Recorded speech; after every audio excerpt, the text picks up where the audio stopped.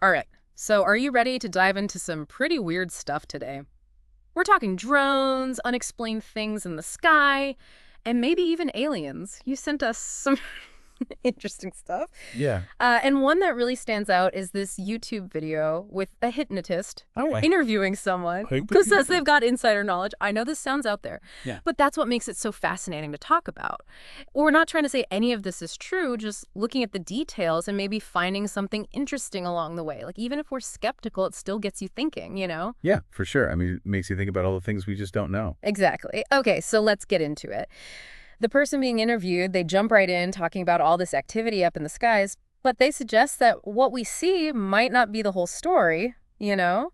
They say these drones could be hiding something else, something way more advanced. It's a really interesting idea, like using drones as a cover-up.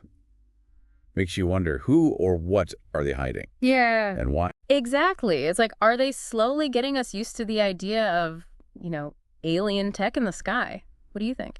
It's possible. I mean, if something truly extraordinary were happening, Yeah. wouldn't it make sense to introduce it gradually? Yeah, good point. And then it gets even weirder. The interview subject talks about what they call a white flag period or open transit. They say this is when these extraterrestrials are just allowed to move freely in our skies. Oh, wow.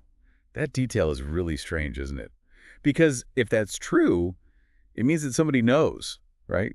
Like governments around the world must be aware of it. Right. So that raises a whole bunch of questions, like why this sudden openness? What's the deal? And what happens when it ends? I mean, if there really are agreements in place, what are the terms? What happens when the free pass, you said, expires? Mm-hmm. It's definitely a thought-provoking detail. It is. And if that wasn't enough to blow your mind, the interview subject then connects all of this to a possible second wave of, well, something like a global pandemic. Oh, wow. They even suggest aliens might be involved, which plays on a lot of people's fears about health and, well, manipulation. Yeah. It definitely speaks to that underlying feeling of vulnerability that a lot of us have. Yeah. Especially after everything that's happened the last few years. Even the possibility of another global event is scary for a lot of people. The question is this some kind of real warning or just a reflection of our anxieties? Right. Trying to figure out what's real and what's just noise is super important. It makes you wonder if this information is tapping into something real or just making our fears worse. What do you think? It's hard to say for sure, but the way we tell stories, the narratives we create, they definitely shape how we see the world. Yeah, okay. Hold on tight, because it gets even more intense. Hmm. Now the subject starts talking about these powerful beings, maybe extraterrestrial, that they call puppet masters. Puppet masters. Yeah. They say these beings are all about control, and maybe even hostile towards humanity. I'll admit, this part made me think of all those conspiracy theories about shadowy figures pulling the strings. What do you think? I mean, whether we believe in the specifics or not, it makes you ask some big questions. Who really has the power in our world? How much control do we actually have? Yeah, it's a little unsettling to think about. Are we in charge of our own destiny or just pawns in some big cosmic game? It definitely challenges how we think about free will and the nature of reality. Okay. But even with all this talk about shadowy figures and possible threats, there's a surprisingly positive message in there too, wouldn't you say? Oh yeah, definitely. In all the doom and gloom, they emphasize self-awareness and inner strength. They say that's the key to dealing with all the potential chaos and manipulation that might be coming. It's like they're saying, even if things are going crazy, we can find a way through it by looking inwards. Like that's where our strength comes from. So even if the world is on the brink of some cosmic upheaval, the best defense is to work on ourselves and our inner strength. That seems to be the message. And it's a powerful one, isn't it? It is. You mentioned these puppet masters, but did they actually say who these puppet masters are? Did they give any specifics about their identity or where they come from? Well, that's where it gets a little frustrating. They're surprisingly vague on the details. Oh, come on. Just saying that these beings are super influential and operate in the shadows. So we're left with a lot of questions and not a lot of answers. No names, no descriptions, just this idea of some hidden force controlling things. It's like they dropped a bombshell and then just walked away. Yeah, they don't really explain what it all means, do they? It's true. Okay, but let's go back to the idea of aliens for a second. The interview subject says they have a plan, right? Did they say anything about what that plan is? Yeah, they say there's a plan in motion, but they don't give us any specifics. So we know something is happening, but we don't know why or what the end goal is. It's like watching the trailer for a movie and being left hanging. It's true. It definitely makes you want to know more. But maybe that's the point, right? Maybe it's not about getting all the answers, but about exploring the possibilities, the what ifs. Yeah. Maybe it's about pushing the boundaries of our understanding and looking at things from different perspectives. Perspectives that might be outside of our normal way of thinking. Okay, I like that. So let's explore one of those mysteries. The interview subject says there are different types of aliens involved in all of this, right? It's not just one group. Right, exactly. They describe a whole bunch of different beings, all with different agendas. Some are good, some neutral, and some that might be hostile. They specifically talk about a group they call the Draconians. Draconians? Wait, like creatures that look like dragons? Seriously. Yeah. I have to admit, that's a tough one to wrap my head around. Well, remember, this is all coming from someone's subjective experience. We're hearing it through their lens and how they understand things. Right, so maybe it's not literal dragons, but more like a symbol for something else. Right. It's about looking deeper, Yeah. thinking about what the symbols and metaphors might really mean. Okay, that's an interesting way to look at it. So we've got the Draconians on one side, but what about the other side? They mention beings who are here to help us, right? Oh, yeah. The ones who are offering guidance and support. Tell me more about them.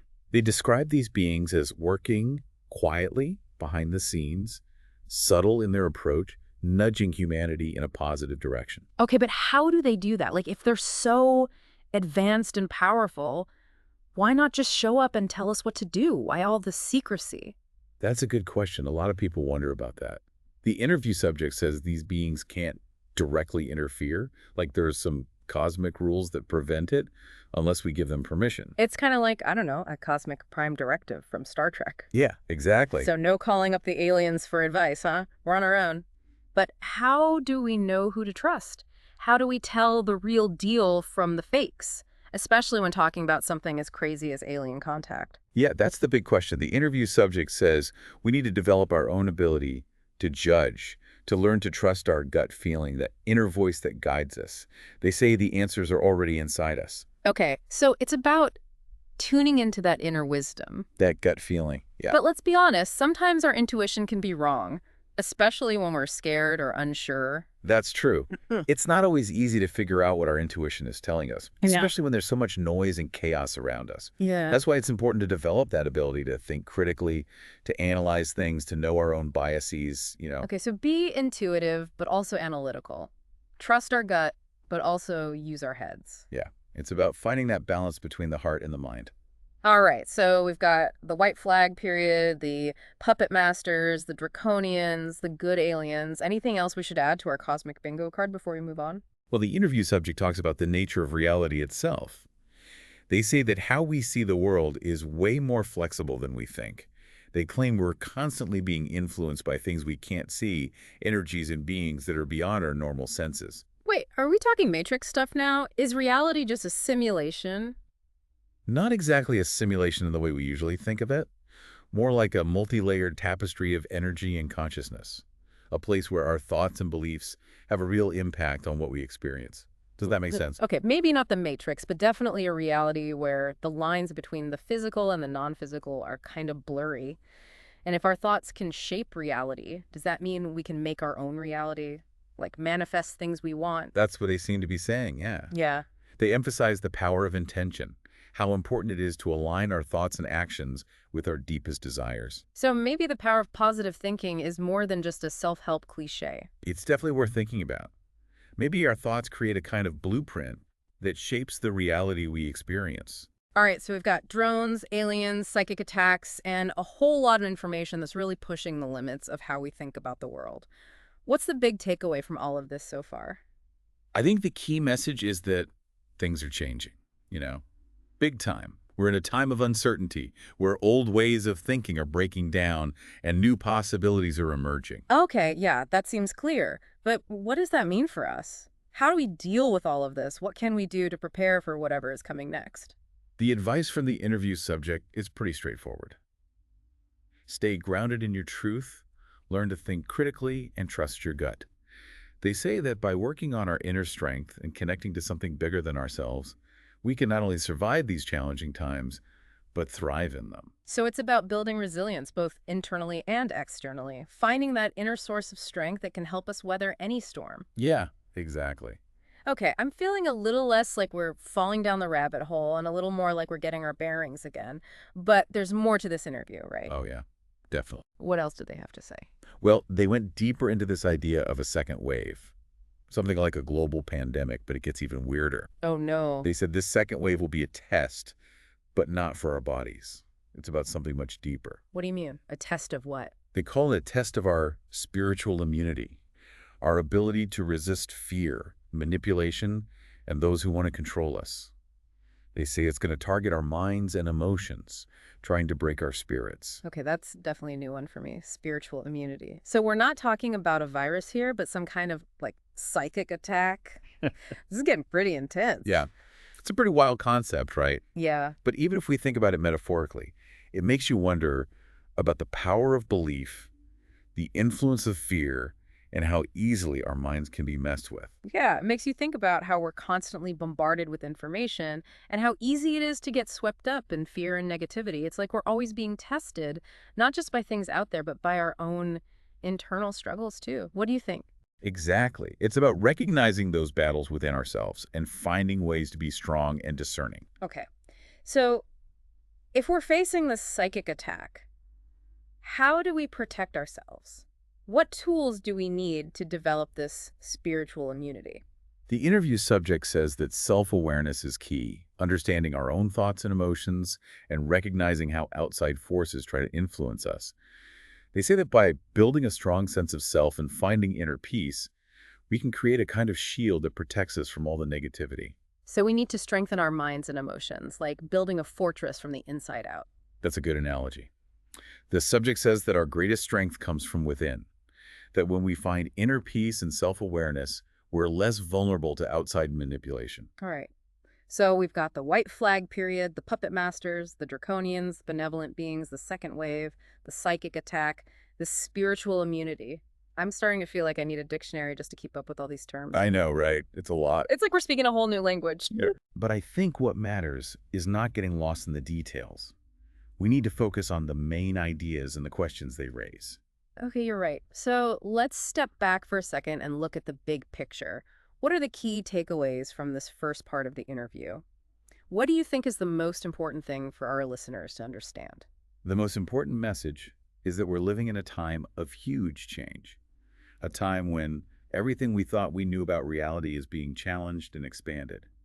We need to be both discerning and open-minded, question everything, but also trust our own inner guidance. I like that. That's really well said. I think that's a good place to pause for now. We've covered a lot of ground in this first part of our deep dive. Yeah, we have. And there's still more to explore. So picking up where we left off, I want to talk about this idea of a multidimensional reality. The stuff you sent over, it really makes you think. Like, what if there's more to our world than we can see? It's wild to think about, right? What if all those sci-fi movies are closer to reality than we realize? Like, we're only seeing a tiny part of something much bigger. Exactly. The person you interviewed, they describe it as a kind of cosmic web, with different dimensions and realities all connected. They say these dimensions are full of beings, and some of them have been messing with humans for a long time. Okay, so it's not just aliens flying around in spaceships anymore. We're talking about interdimensional beings, hidden realities, things that would make anyone, even the biggest skeptic, stop and think. It's like our idea of reality is way too limited. Right. It's much more fluid and connected than we imagine. Yeah. The interview subject says that our thoughts, our emotions, our beliefs, they act like an antenna. They attract certain energies and beings into our lives. Right. And they claim that by raising our vibration, cultivating positive thoughts and emotions, we can attract better influences and actually shape our reality. So it's like a cosmic law of attraction. What you put out there comes back to you, only on a bigger scale. Yeah, kind of. But think about it on a much grander scale. Imagine our inner state not only affecting our own experiences, but also rippling out into the universe.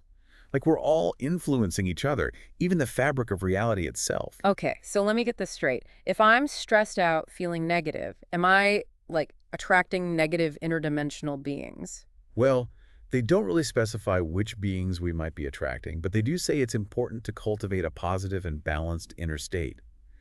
It's not about denying negative emotions, but about transforming them into something more helpful. So we're responsible for our own energy, right? Like we need to be mindful of the vibes we're putting out there. Exactly. It's about recognizing our connection to everything, understanding that our thoughts and emotions matter, and realizing that we have a responsibility to be conscious creators of our reality. Okay, this is definitely making me rethink some things, but how do we make sense of all of this? It's so outside our normal way of thinking. It is a lot to take in. That's why critical thinking and being able to discern are so important. Yeah. We have to approach this stuff with a good amount of skepticism, Uh-huh. but also be open to the possibility that reality is much more vast and mysterious than we think. So it's about finding that balance, right? Well, Don't believe everything you hear, but don't dismiss it just because it's strange or challenging. exactly. We need to develop the skills to filter information, figure out what resonates with us, and ultimately come to our own conclusions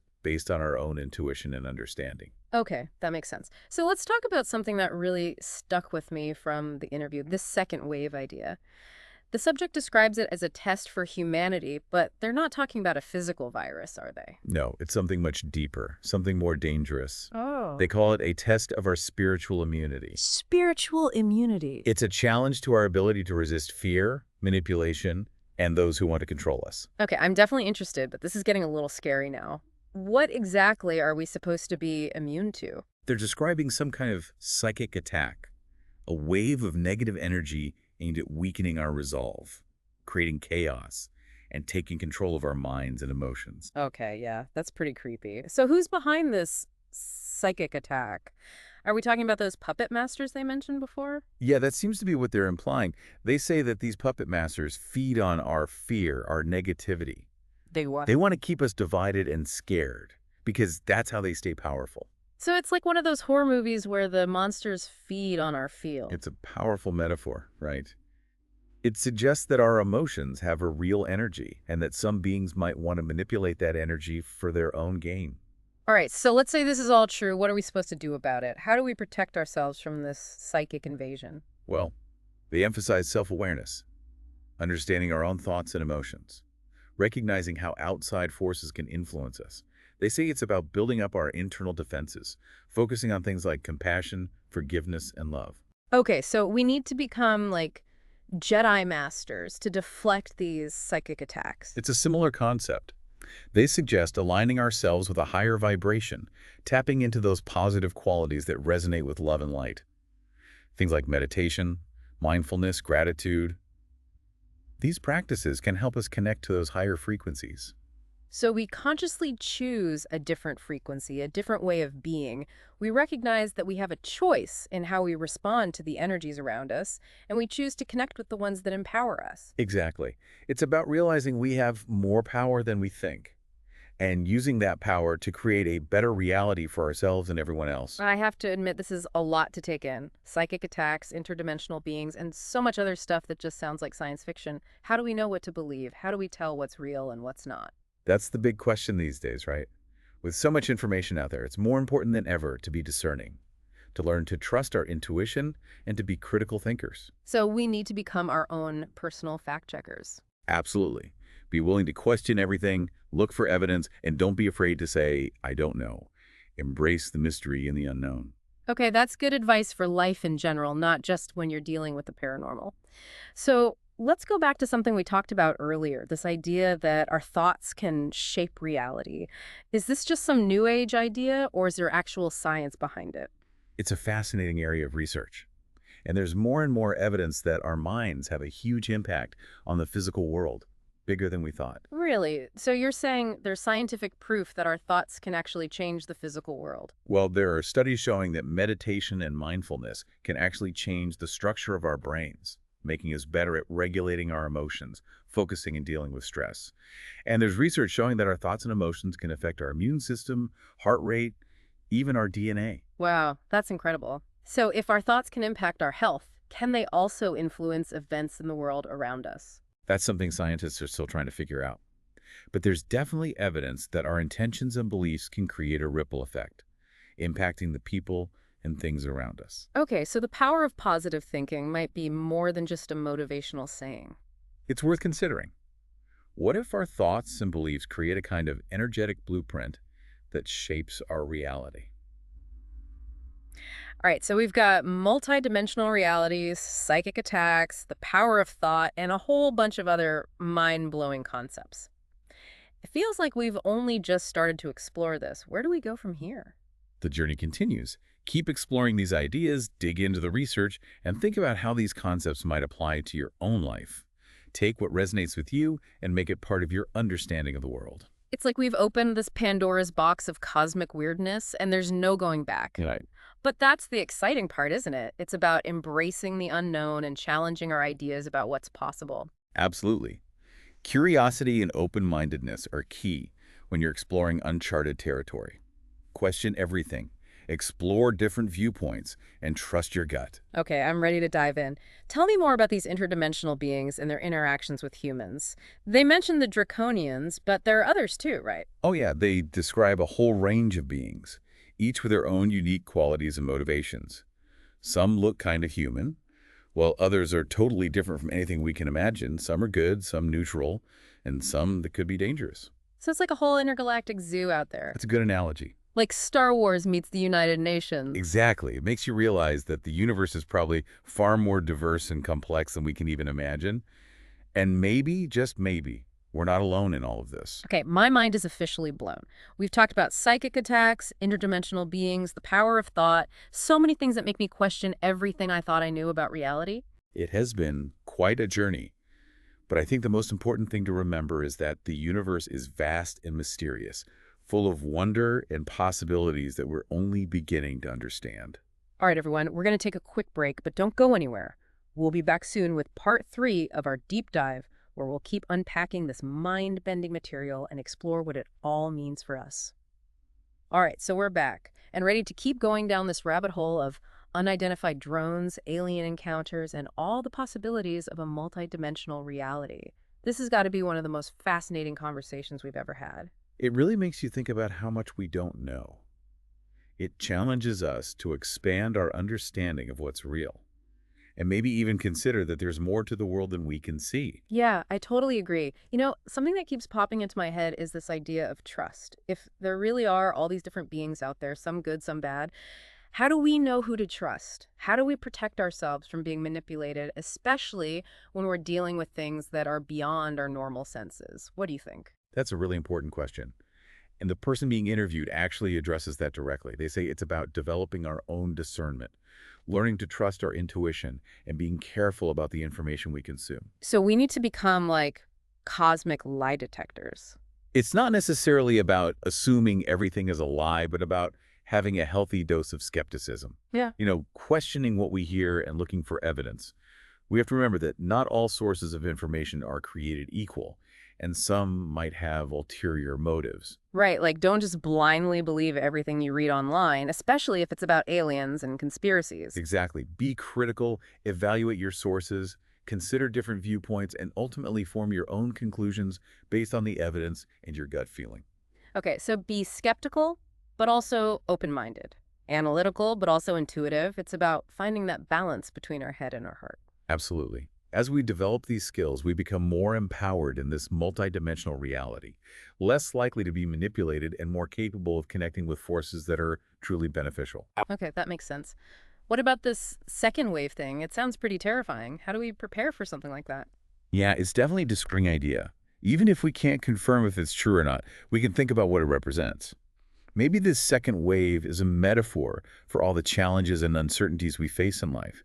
The fears, anxieties, and pressures that can overwhelm us if we're not ready. So it's like a test. Yeah, a test of our inner strength. Our resilience, our ability to stay grounded when everything feels chaotic. Exactly.